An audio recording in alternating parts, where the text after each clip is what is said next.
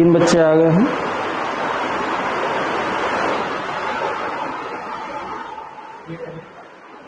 Check कर ले रहे।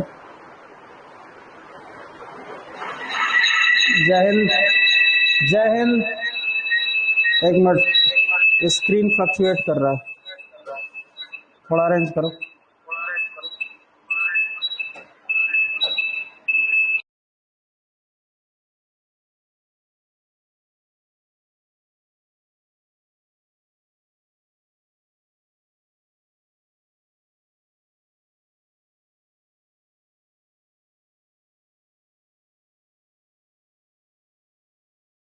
खान,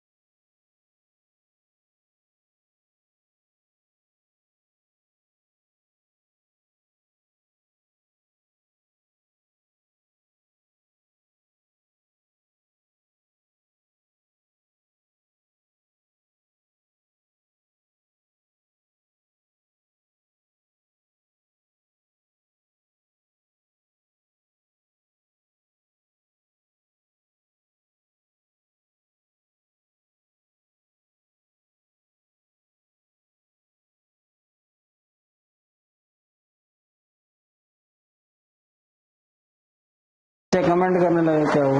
आ गया आ गया आ गया। हाँ, थोड़ा सा बड़ा करो स्क्रीन, बस बस छोड़ दो, ठीक है, राइट।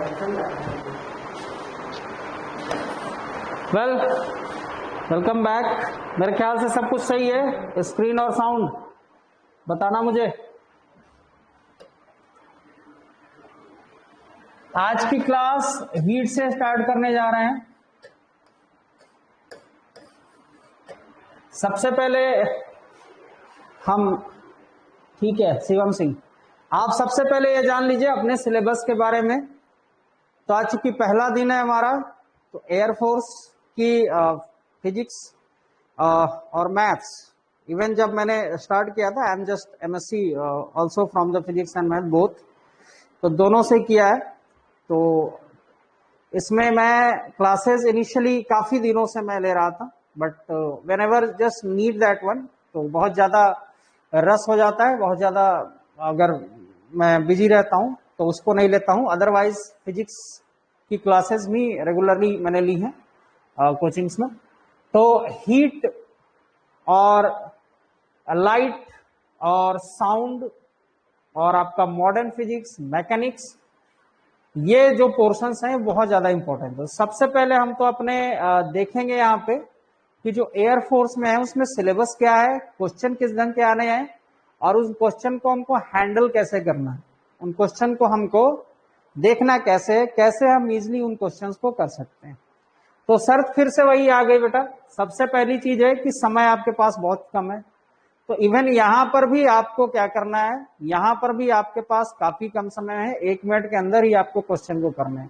लेकिन यहाँ पे 50% राहत है, 50% आपका बोझ, मैं अगर बोलूं तो बोझ थोड़ा सा कम है। बोझ इस वजह से कम है, उसका रीजन है, बोझ कम होने का कारण क्या है, 50% आपका बोझ कम है। क्या कारण है कि मान लो अगर 25 क्वेश्चन आ रहा है, ग्रुप एक्स की मैं बात कर रहा हूं, ग्रुप एक्स एयरफोर्स की मैं बात कर रहा हूं, तो 25 क्वेश्चन अगर आ रहे हैं तो आप ये मान के चलिए, और हर बार की यही स्थिति है कि करीब 13 से लेकर के 14 के करीब क्वेश्चन जो हैं वो थ्योरी के होंगे, मतलब जिनमें न्यूमेरिकल नहीं होंगे। तो बेटा थ्योरी की कहानी क्या है, थ्योरी तो सिर्फ यही होता है ना कि आपको याद है, जैसे मान लिए पूछा, बहुत साधारण सा एक क्वेश्चन मान लो कह रहा है कि भाई बल की इकाई क्या है, what is the unit of force. तो भाई न्यूटन, अगर किसी बच्चे को याद है न्यूटन पे टिक कर दिया, उसको हल तो कम से कम नहीं करना है, उसको सॉल्व नहीं करना है, ठीक है। तो आपका 50% बोझ तो ऐसे ही हल्का हो गया कि आपको 13 से 14 ऐसे प्रश्न मिलने वाले हैं जिनको आपको हल नहीं करना है, हल कत्ते नहीं करना है, आपको नॉलेज है, आपने पढ़ा है थ्योरी, आपने याद किया है, आपने फटाक से उसको टिक कर लिया।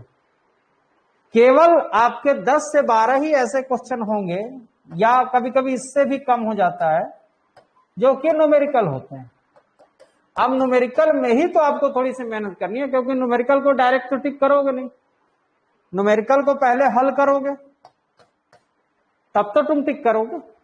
तो वही हल करने में जितना आपको समय लग जाए, तो उसी को 1 मिनट से अंदर हमको ले आना है। अगर हम एक न्यूमेरिकल, 2 न्यूमेरिकल 1 मिनट के अंदर कर पाए 30-30 सेकंड में, तो बहुत बढ़िया है, हमारा एग्जाम काफी बेहतर हो जाएगा। क्योंकि थ्योरी तो हम तुरंत कर लेंगे, थ्योरी तो अगर हमको सिर्फ टिक करना है फटाफट से, तो थ्योरी को तो हम काफी जल्दी निपटा देंगे। केवल न्यूमेरिकल पोर्शन रह जाएगा, अगर ट्रिक है आपके पास तो आप उसको आसानी से कर सकते हैं। वाई ग्रुप में फिजिक्स नहीं आता है, बेटा वाई ग्रुप में नहीं लेता हूं, पहली चीज।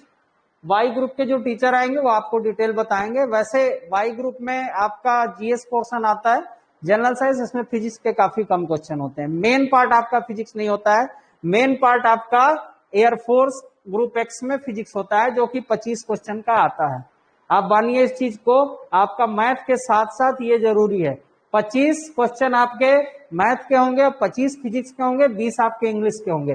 तो तीनों बहुत इंपॉर्टेंट हैं, क्योंकि फिजिक्स की वजह से आपका सिलेक्शन रुक सकता है। इस चीज को आप समझिए, 25 क्वेश्चन एक मायने रखता है उस पूरे पेपर में। इस फिजिक्स की वजह से आपका सिलेक्शन रुक सकता है, किसमें, ग्रुप एक्स में। तो आपको पूरी तरह से इसके लिए तैयार होके जाना है, वैरियर बन के जाना है। बात आ गई समझ में, क्योंकि इसको हम ढीला नहीं छोड़ सकते। हम ऐसा नहीं कर सकते कि मैथ में बहुत बढ़िया कर लिया, फिजिक्स में छोड़ दिया, ऐसा कतई नहीं हो सकता, ठीक है। और इवन आपकी फिजिक्स जो है कई मानों में आपके एनडीए वाले से भी ज्यादा कठिन इसलिए होती है क्योंकि तुम्हारा सिलेक्शन इस पे डिपेंड करता है। ये मेन पोर्शन है तुम्हारा, जीएस का पोर्शन नहीं है। एनडीए में क्या है, फिजिक्स जीएस के पोर्शन में आता है। एक पूरा जीएस का पेपर होता है जिसमें आपका हिस्ट्री भी है, ज्योग्राफी भी है, ठीक है, केमिस्ट्री भी है, तो उसी के अंतर्गत करंट अफेयर्स भी है, उसी के अंतर्गत फिजिक्स के 15 से 20 या 21 क्वेश्चन के करीब उसमें आते हैं। तो वो तुम्हारा मेन पोर्शन नहीं है वहां पे। लेकिन आपका अगर ग्रुप एक्स में सिलेक्शन आपको चाहिए, अगर आपको इसमें ग्रुप एक्स में सिलेक्शन चाहिए, तो बिना फिजिक्स के आपका सिलेक्शन नहीं होने वाला है। 25 क्वेश्चन में आपको 20 प्लस करके ही आना है, यानी कि आपका 20 क्वेश्चन, कम से कम 20 क्वेश्चन आपका फिजिक्स में सही होना चाहिए। इस बात को गांठ मान लो, ऑल इंडिया लेवल पे मेरिट निकलती है तो उसको लूज नहीं कर सकते हैं।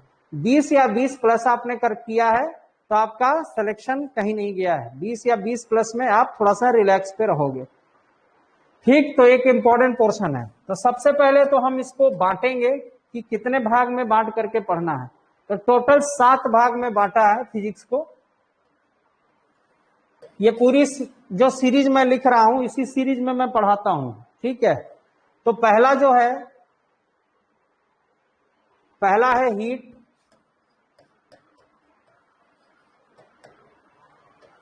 इसमें आएगा ऊष्मा, इसको हिंदी में कहते हैं, हीट एंड थर्मोडायनेमिक्स आएगा। दूसरा आएगा लाइट, लाइट या क्या आएगा, प्रकाश आएगा। तीसरा आएगा मॉडर्न फिजिक्स,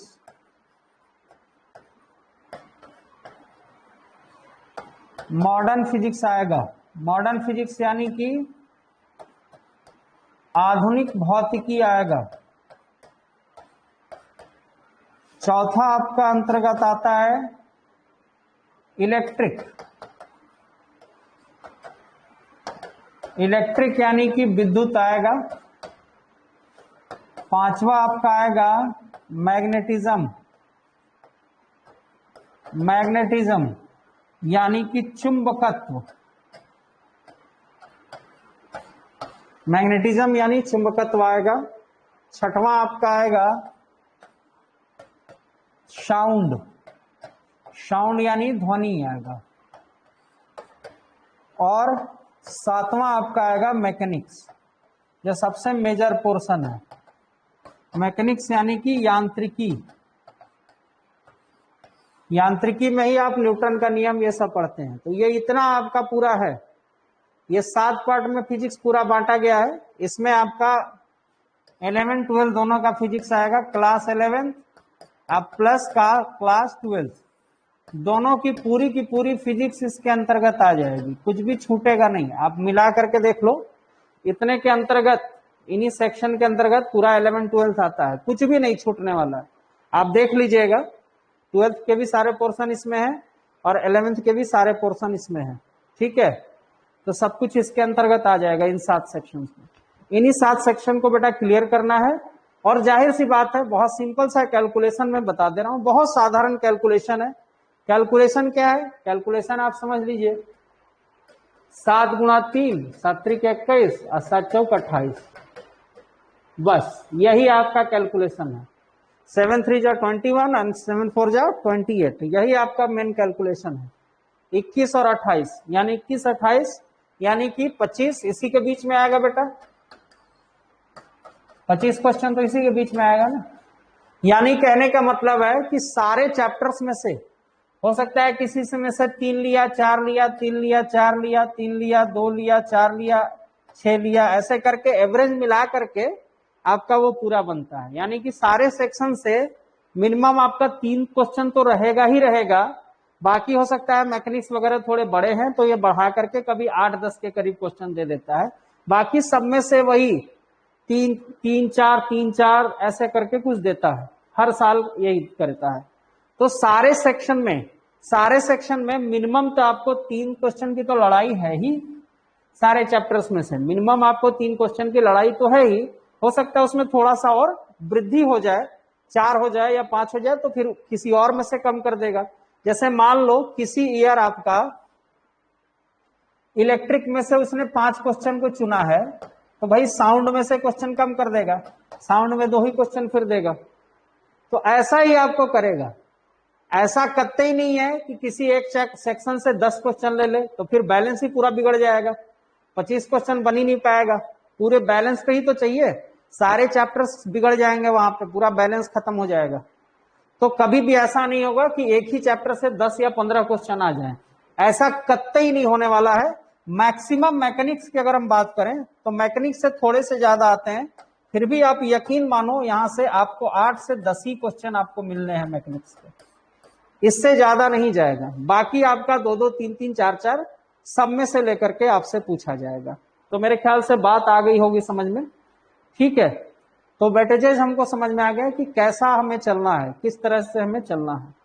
अब हम बात कर लेते हैं कि हमारे सामने चुनौतियां कैसी हैं। तो चुनौतियां मैंने बता दिया कि 50% ही चुनौतियां हैं, 50% ही चैलेंजेस हैं जहां से हमको न्यूमेरिकल को करना होता है। उसकी भी शॉर्ट ट्रिक होती है, जैसे मैथ में हर बार मैं बताता हूं, उसी तरह फिजिक्स में भी आपकी सबकी शॉर्ट ट्रिक्स मिलेंगी आपको। उन शॉर्ट ट्रिक्स को जैसे ही मैं बता दूंगा वो सारी की सारी चीजें आपकी क्लियर हो जाएंगी। ठीक है, 1 मिनट के अंतर्गत ही आएगा क्वेश्चन, 1 मिनट को क्रॉस कतई नहीं करेगा, ना तो मैथ में होगा ना आपका फिजिक्स में कोई क्वेश्चन क्रॉस होगा। जहां भी आती है मैं तुरंत उसको खींच करके आपका 30 सेकंड या 40 सेकंड के अंदर लेकर के आता हूं। तो आगे बढ़ते हैं। तो आज की क्लास बेटा हम शुरू करेंगे हीट वाले पोर्शन से। हीट से मैं शुरू करने जा रहा हूं आज की क्लास को। हीट यानी कि ऊष्मा। ऊष्मा एक जो सेक्शन है, ऊष्मा सेक्शन के अंतर्गत क्या क्या चीजें आती हैं, इसके अंतर्गत क्या चीजें आती हैं। तो ऊष्मा जो सेक्शन है, ऊष्मा सेक्शन के अंतर्गत आने वाली चीज जो है वो है, पहला जो चैप्टर आपका आता है, जो पहला चैप्टर पढ़ते हैं वो पढ़ते हैं थर्मोमेट्री।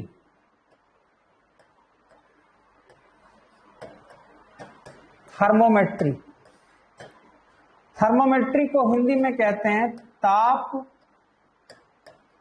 मापन। थर्मोमेट्री को हिंदी में कहते हैं ताप मापन।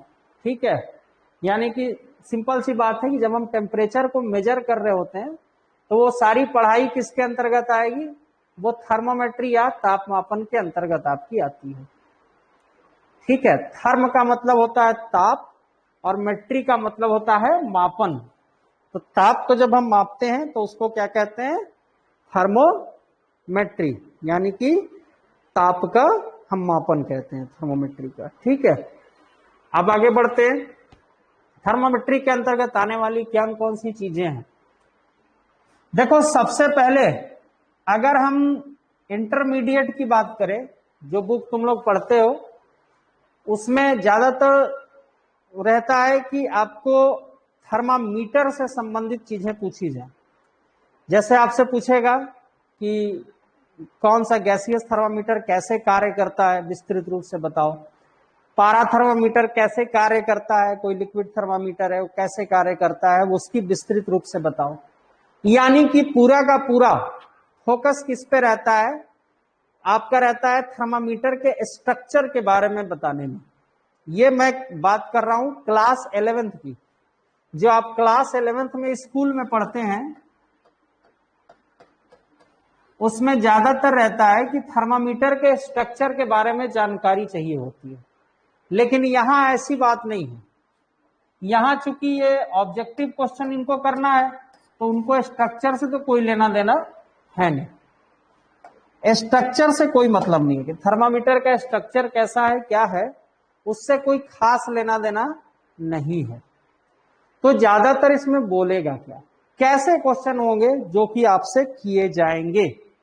बात आ गई समझ में। ठीक, तो कैसे क्वेश्चन किए जाएंगे, तो अब आप समझ लीजिए इस चीज को।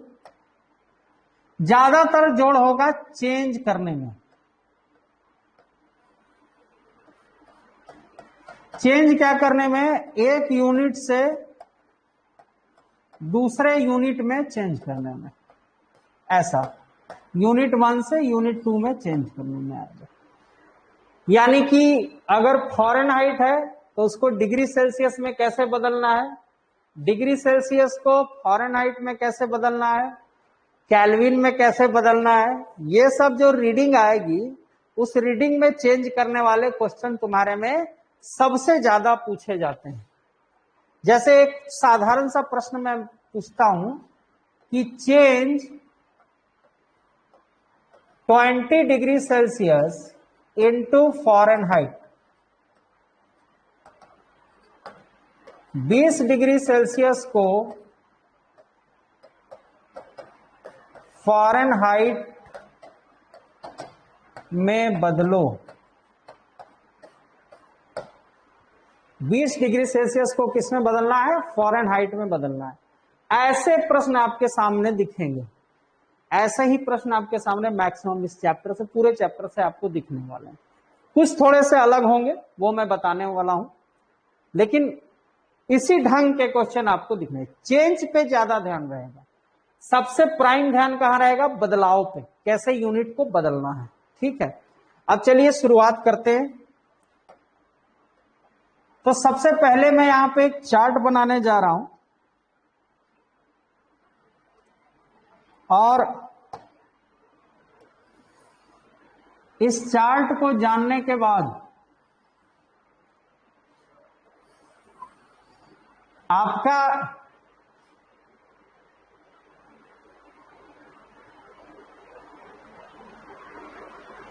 %80 काम आसान हो जाएगा। 80% आप पढ़ लोगे पूरा, 80% तक आप पढ़ो, केवल 20% मतलब बहुत कम भाग होगा जो कि बचा रहेगा, क्योंकि पूरी की पूरी कहानी इसी पे डिपेंडेंट है, इसी चार्ट पे, पूरी स्टोरी लाइन इसकी इसी पे डिपेंडेंट है।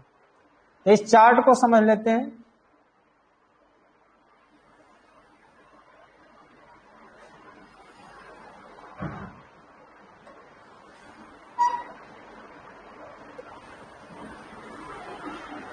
ठीक, सबसे पहले आता है रीडिंग। सबसे पहले आएगा रीडिंग। रीडिंग यानी कि माप, हिंदी में इसको कहेंगे माप। जो भी रीडिंग आपकी आएगी, डिग्री सेल्सियस, फ़ारेनहाइट, जो भी आपकी रीडिंग आ जाए वो क्या कहेंगे? माप कहेंगे। रितेश सिंह, ये इमोजीज को समझ में नहीं आया, इसकी डिटेल थोड़ी बता देना। रितेश सिंह, इमोजीज की डिटेल बता देना। हाँ बस। इसके बाद आएगा आपका LFP। LFP को कहते हैं lower fixed point. Lower fixed point को कहते हैं निम्न बिंदु। लोअर फिक्स्ड पॉइंट को क्या कहेंगे? निम्न बिंदु कहेंगे। ठीक है, ये लोअर फिक्स्ड पॉइंट होगा LFP। इसके बाद आता है आपका UFP। UFP को कहेंगे अपर फिक्स्ड पॉइंट, यानी कि उच्च बिंदु कहेंगे। इसे क्या कहेंगे? उच्च बिंदु कहेंगे या अपर फिक्स्ड पॉइंट कहेंगे। ठीक, लोअर फिक्स्ड पॉइंट,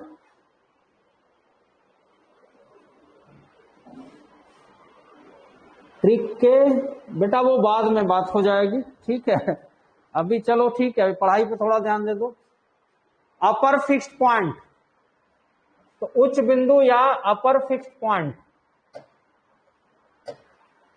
और यहां पे FI हम लेंगे। FI यानी कि फिक्स्ड इंटरवल।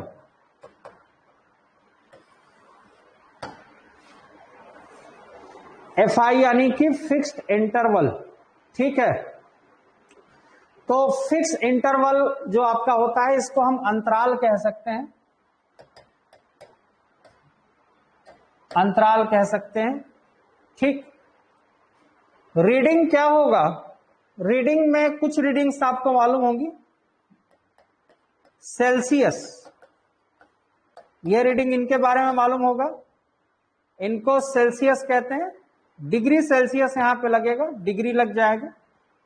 डिग्री सेल्सियस या सेंटीग्रेड भी कहा जाता है। ठीक है, दूसरे जो साइंटिस्ट हैं फ़ारेनहाइट हैं। दूसरे जो साइंटिस्ट हैं उनका नाम है फ़ारेनहाइट।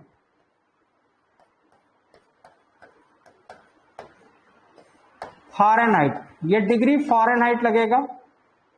तीसरे होंगे हमारे रोमर। ठीक है, इनमें भी डिग्री रोमर लगेगा। सेल्सियस, फ़ारेनहाइट, रोमर, और चौथे हैं केल्विन। इसमें डिग्री नहीं लगेगा। चौथे हैं हमारे केल्विन। ठीक है, पांचवें रैंकिन है बट वो आता नहीं है, रैंकिन पे नहीं जाएंगे अब। तो LFP क्या होता है? LFP वो बिंदु होता है जहां पे बर्फ गलता है या बर्फ जमता है। ठीक है, तो सेल्सियस ने कहा कि मेरे लिए 0 डिग्री सेल्सियस पे बर्फ क्या होगा? वो जमेगा या फिर बर्फ पिघलेगा। ठीक है, और UFP क्या होता है? अपर फिक्स्ड पॉइंट क्या होता है? अपर फिक्स्ड पॉइंट उसका निर्धारण किया गया जहां पे पानी खौलता है। ऐसा टेम्परेचर जहां पे पानी खौले उसको अपर फिक्स्ड पॉइंट कहा जाएगा। तो इन्होंने, सेल्सियस ने कहा कि हमारा ये क्या है? 100 है। हमारा ये क्या है? 100 है। FI क्या होता है बेटा? फिक्स इंटरवल क्या होता है? फिक्स इंटरवल होता है जब हम अपर फिक्स्ड पॉइंट में से लोअर फिक्स्ड पॉइंट घटा देंगे तब हमको क्या मिलेगा? फिक्स इंटरवल मिलेगा। तो अपर फिक्स्ड पॉइंट 100 में से 0 घटा दिया तो ये फिक्स इंटरवल हमको मिल गया। इसमें से इसको घटा दोगे तो तुमको फिक्स इंटरवल मिल जाएगा। क्लियर है ये चीज? फ़ारेनहाइट ने कहा कि मेरे लिए बर्फ जमेगा कितने पे? 32 डिग्री फ़ारेनहाइट पे, ठीक है। और पानी खौलेगा 212 पे, घटाएंगे तो कितना आएगा बेटा? 180 आ गया। रोमर ने कहा कि 0 और 80, ये 80 आ गया। केल्विन में 273 और 373 कहा और ये 100 आ गया। तो इसको नोट करेंगे, ये ही आपका मेन पोर्शन है। इस पे हम किसी को किसी में भी हम बदल सकते हैं। बात आ गई समझ में? किसी को भी किसी में चेंज किया जा सकता है। इसको नोट करेंगे।